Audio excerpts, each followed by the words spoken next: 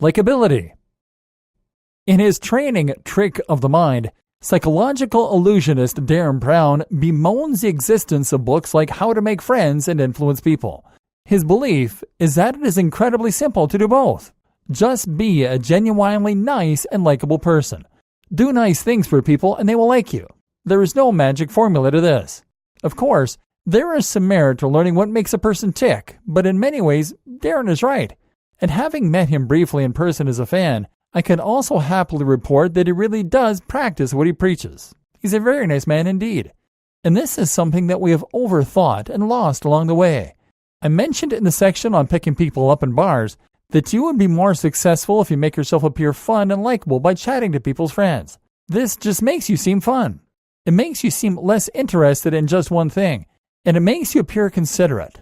And believe it or not, people like this. There is a misapprehension that nice guys finish last, that being too nice will make you unattractive.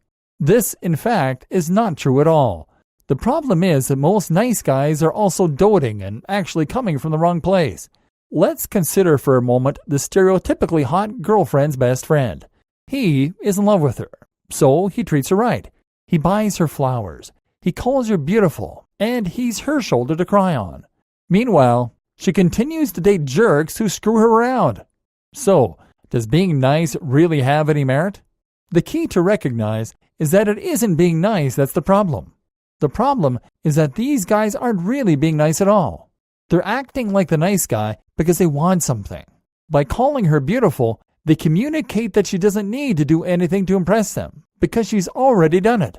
And more to the point, she can see through the fact that they aren't really nice guys necessarily at all. They're just trying to get something.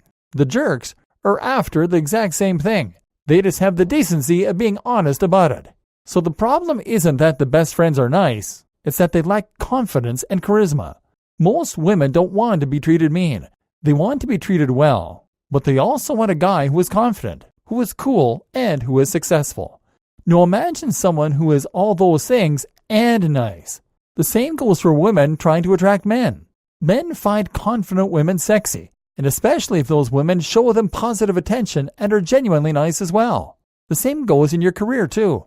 There's evidence that psychopaths do particularly well in business because they're willing to tread on people to get to the top. But you know what? There are also plenty of highly successful people who are very nice, decent individuals.